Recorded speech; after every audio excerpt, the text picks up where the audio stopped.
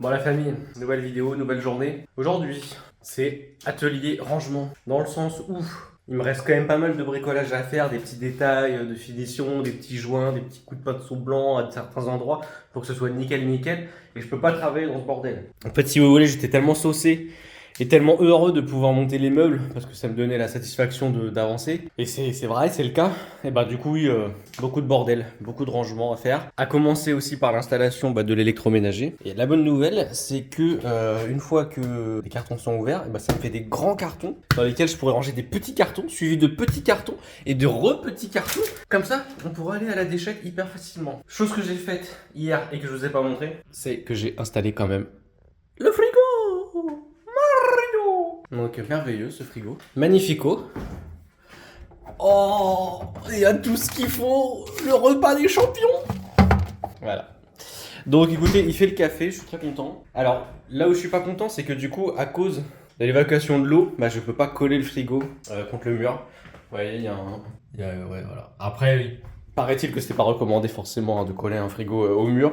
Donc oui, quand on arrive, on sent quand même qu'il est un petit peu ravancé. C'est un peu dommage, mais écoutez, voilà. Donc du coup, j'enchaîne en installant le four. Normalement, ça devrait pas être compliqué. J'espère que c'est des bonnes dimensions et tout. Normalement, c'est pas compliqué. Et une fois que c'est fait, après voilà, je fais rouler le lave-vaisselle, je fais rouler la machine à laver et au moins on a une entrée qui est de nouveau propre pour continuer de ranger tout ça.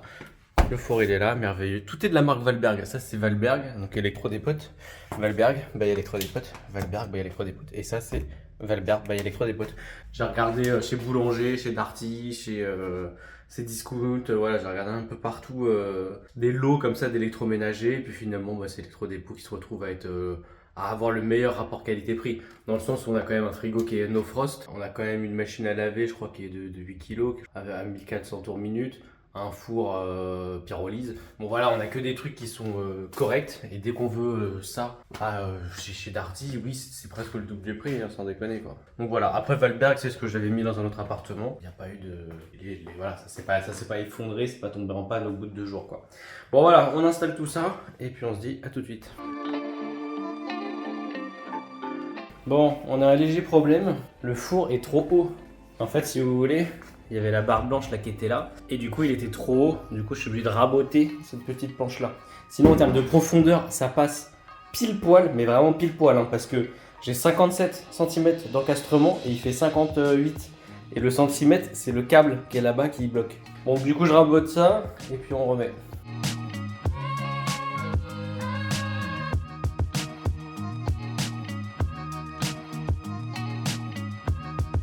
Et voilà le travail, ça passe nickel chrome.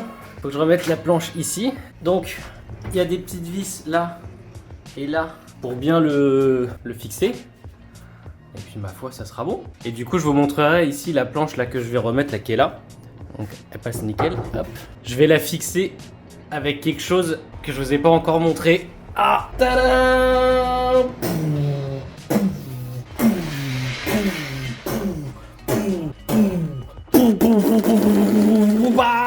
Bon, en gros, c'est une cloueuse, la magnifique cloueuse Ryobi. Ça, c'est exceptionnel. Exceptionnel. Je vous ferai une démo tout à l'heure et on va l'utiliser pour la première fois du coup pour fixer cette planche là. Et ça sera pas piqué des hannetons, vous allez voir. Déjà, je visse ça et ensuite on voit.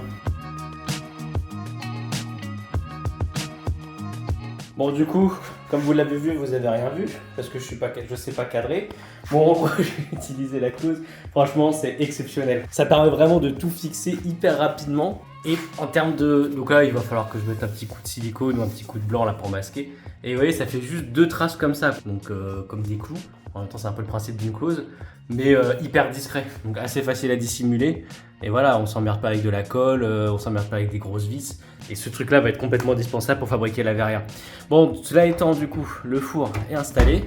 On ferme tout. On regarde comment ça rend de loin. Et on apprécie le travail. Bah voilà. On apprécie le travail. Alors par contre, il y a un truc qui est assez moche. C'est là-dessous. Là, on voit... D'accord. Et bah vous savez quoi? Je vais faire une baguette de la même couleur que je vais découper là-dedans, par exemple. Bien droite, bien belle. Et je vais la fixer avec ça. Je vais tout fixer avec cette couleur. Ça va être exceptionnel.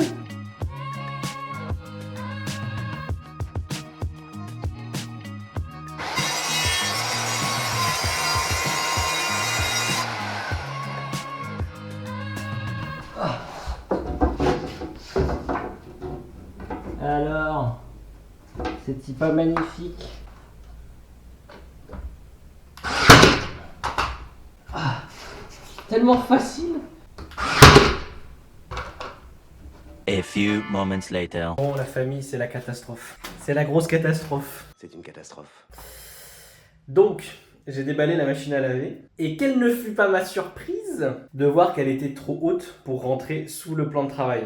Mais genre de beaucoup, quoi. Hein. Le plan de travail, il commence à 82,5 et la machine fait 85. Donc, il manque 2,5 cm. Donc, du coup, j'ai essayé. Donc, je l'ai penché, je l'ai mis sur le côté pour voir si les pieds était réglable ou démontable, histoire de gagner 1 ou 2 cm. C'est pas folichon. Quand on enlève le haut de la machine, on a accès directement à ça, mais du coup, on se retrouve toujours en butée avec ça, avec la face avant.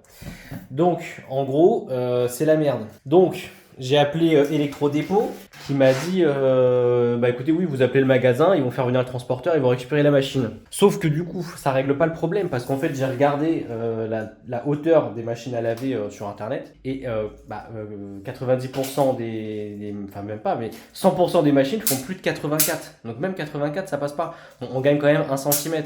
Beaucoup sont à 85, donc en gros, c'est la merde. Même si je change de machine, c'est la merde. Donc je vois pas. Alors déjà, je m'en veux de ne pas y avoir pensé plus tôt, de ne pas avoir regardé. Maintenant, moi, j'ai remis le plan de travail à la hauteur où il était initialement. Donc du coup, j'ai réfléchi à tout ça. Donc deux solutions. J'ai regardé si je pouvais mettre la machine ailleurs dans l'appartement, c'est pas le cas. Donc la solution, c'est de faire un encastrement, d'enlever le parquet là où il faut. Ensuite, pourquoi pas d'enlever le carrelage.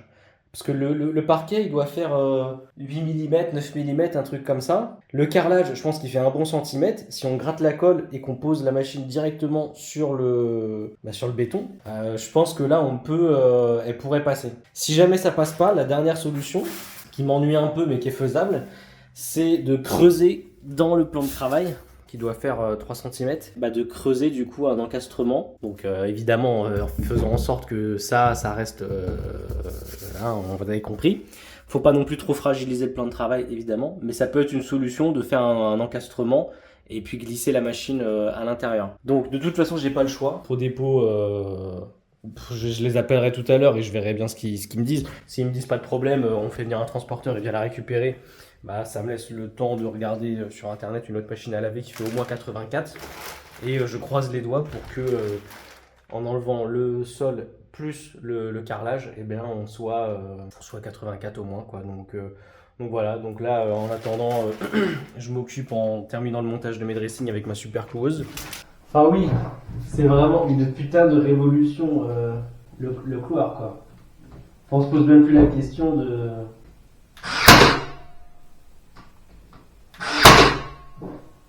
Plus besoin de taper au marteau. Le seul inconvénient, c'est que c'est assez lourd. Ça donne envie de tout clouer. Bon, la famille, cette fois, on y est. Il est temps pour moi de creuser dans le sol. Donc, je vais entailler le PVC ici pour retirer les lames. Et après, avec le marteau perforateur, j'irai enlever le carrelage. On regardera combien de centimètres j'ai. En fonction, si ça passe, je la rentre. Et si ça passe pas, je ferai un encastrement dans le plan de travail. Je réglerai, vous voyez, on peut régler la profondeur avec les scies circulaires pour faire en sorte que ça creuse que de 2 ou 3. Bon voilà, on verra bien. Même si je fais un encastrement, je pourrais pas glisser la machine à laver dessous. Donc il faudra voir la marge que j'ai ou non. En fonction, ça me fait chier, mais il va falloir enlever le plan de travail. Donc couper le joint de silicone qu'il y a tout autour là, le couper, puis voilà, l'enlever, et puis le revixer, le revisser une fois que c'est fait. Ça fait chier, mais bon écoutez, on verra bien, je vous filme tout ça. Ça me fait vraiment chier de perdre du temps comme ça, mais pas le choix.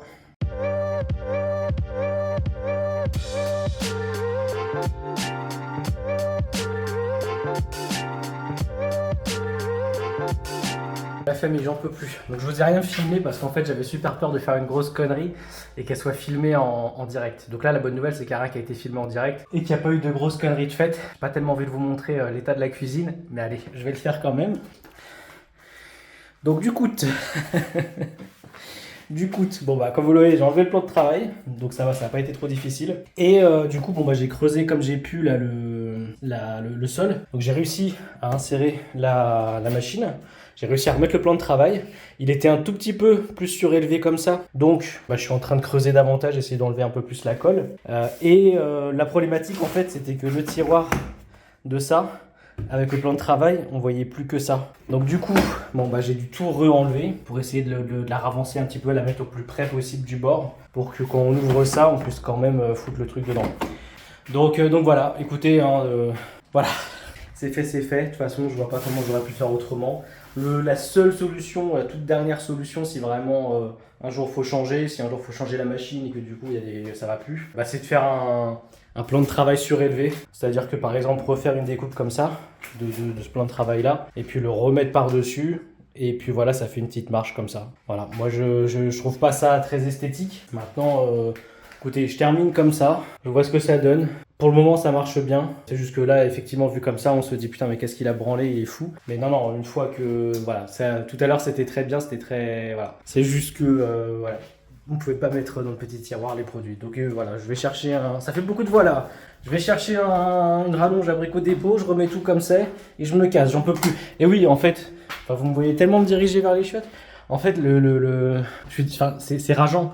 Parce que s'il n'y avait pas eu ce problème-là, oui, là, je serais déjà en train de finir de mettre le lave-vaisselle, je serais en train de... Peut-être que j'irais à Brico Dépôt, mais acheter les plaintes pour faire le dessous de la cuisine. Je serais en train de finir les meubles, le rangement, enfin...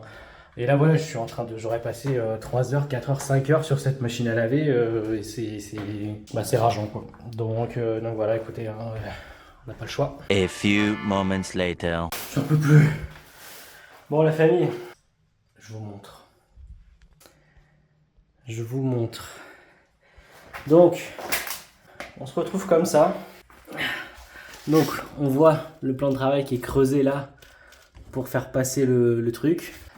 Ça s'ouvre bien. Et par en haut, on a quand même suffisamment de place pour verser. C'est pas ouf, mais c'est suffisant par rapport à tout à l'heure. Et voilà, et c'est stable. Et ici, normalement, j'ai juste ce qu'il faut pour mettre le lave-vaisselle. Donc je suis content parce qu'on voit pas du tout la démarcation du sol. Donc non, je suis plutôt content du résultat. J'ai mis le niveau et on a retrouvé la planéité, j'ai envie de dire. Donc voilà, soulagement. Il faut que je refixe le plan de travail. Donc il me reste un peu de temps. Je déblaye, j'amène le lave-vaisselle. Et on a enfin quasiment terminé. Je dis bien quasiment. Voilà la famille. One eternity later. C'est quand même plus propre une fois que c'est rangé. Donc voilà comment ça rend. Je suis quand même content. J'ai perdu énormément de temps. Enfin, j'ai perdu 4 heures en tout cas, tout l'après-midi sur ce truc-là. Plus le fait que ça a occupé mes pensées. Donc, il manque le fait de remonter la hotte. Les plaintes, évidemment. Le lave-vaisselle, comme je viens de vous le dire. Le tourniquet, il faut que je le remette une fois que j'aurai installé la prise électrique du four. Et puis voilà. Quand même pas mal. Par rapport à ce que c'était avant. Je suis content. J'ai bien mérité un petit coup. Tellement génial d'avoir des boissons fraîches dans ce nouveau frigo. Il fonctionne. Donc oui, il va falloir que j'essaye aussi la machine à laver. Si la machine à laver ne fonctionne pas, genre défaut de fabrication, je sais pas quoi, je me suicide. Ah, c'est bon ce truc.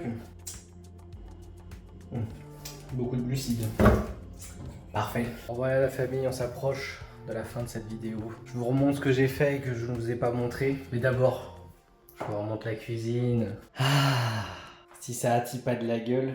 La petite découpe là, blanche là, ça fait toute la différence. Et donc j'ai vérifié un truc tout con. Je l'ai branché, j'ai vérifié au moins si elle s'allumait. Ah, alléluia. En plus j'aime bien le petit bruit qu'elle fait. C'est bien chiant. On peut accélérer le truc. Non, franchement le design est pas mal. Hein. C'est une des moins chères. Hein. Hâte qu'elle lave vaisselle. Donc ce que j'ai fait d'autre. Donc j'ai fini de monter ce dressing là. Donc je me suis servi de la close, tac tac tac, je vous l'ai montré je crois de toute façon pour fixer le derrière. Il faut que je meule les tringles, donc ça fait un peu de bruit donc je le ferai la prochaine fois. Qu'est-ce que j'ai fait d'autre? J'ai fixé cette plainte là, j'ai mis les petites couches de gris là le long, comme ça il n'y a plus qu'à coller les plaintes. Dans cette chambre là, là où j'ai dormi. Et j'ai fini de fixer le dressing. Donc je l'ai pas collé au mur parce que faut que je tire une petite rallonge ici, tac tac tac, pour que le lampadaire il soit là. Parce que dans cette chambre là, il n'y a pas d'interrupteur pour rappel, donc quand on rentre l'idée c'est de pouvoir allumer l'interrupteur directement. J'ai fini d'installer de monter la deuxième table de nuit. Donc c'est la même que celle dans l'autre salle de bain, elles sont vendues par deux chez ID Market. Je reçois les sommiers dans quelques jours. Et ouais, ici ça devient un bordel. Mais ah oui, il va falloir vraiment que je contacte des entreprises. Voilà, ici tout est fini. Donc il manque le petit bureau Kallax qu'il faut que j'aille chercher à Leroy, à Ikea. Qu'est-ce que j'ai fait d'autre? J'ai fait un truc. Mais vous allez pas en revenir, vous allez vous dire mais what the fuck, comment c'est trop stylé. Dans les toilettes, j'ai acheté un petit meuble. Il est trop choupiné. Par contre c'est un peu con parce que les portes s'ouvrent comme ça quoi. Mais voilà, écoutez, hein, ça fait un petit meuble. Il faut que j'achète un porte PQ. Quoique ça fait office de porte PQ. Hein. Ah oui, ça fait office de porte PQ. Et puis du coup une brosse à chiottes dans un état un petit peu meilleur que celle-là. Et puis ma foi voilà. Donc écoutez, oui, ça aurait pu aller tellement plus vite. Enfin aujourd'hui je n'avais pas du tout prévu de bricoler. C'était du montage de meubles, installation machine à laver, installation de la vaisselle. Et c'est tout, ménage. Dans une fin de chantier comme ça, quand on commence à ressortir la scie circulaire, quand on ressort le perforateur, quand on ressort tout ça, on se dit ok oui, on est en train de perdre grave du temps. Donc maintenant voilà, il faut passer par là, ça fait partie des aléas, j'ai pas eu de chance. Donc en fait oui, si j'avais su, j'aurais changé la cuisine totalement. Hein. Initialement c'était le plan de changer toute la cuisine, ça aurait coûté beaucoup plus cher et puis finalement là, je suis plutôt fier d'avoir juste fait de la récup. Il y a des petites retouches à faire de peinture quand même, c'est des petites finitions à la con. Et puis voilà, non franchement ça donne envie de vivre là. Faut que je finisse quand même d'installer les portes des Kallax. Mais voilà, après installer ça, on va se rapprocher de plus en plus de la fin. Et puis après il restera la fameuse verrière. D'ailleurs, ces trucs là c'est les trucs qui maintiennent les supports de four. En gros c'était sur les côtés, je sais pas si vous vous souvenez, ça me permettait de maintenir tout le bordel et d'éviter que ça se pète. Et qu'est-ce que je me suis pas rendu compte? Oh. Mais c'est que ça passe pile poil. Donc oui, vraiment exceptionnel. Mais voilà, hein, regardez, ça aurait été un gros coup de bol, hein. Tac tac. Ça va faire muy bien. Je vous laisse ici la famille, je vous fais des bisous et je vous dis à la prochaine.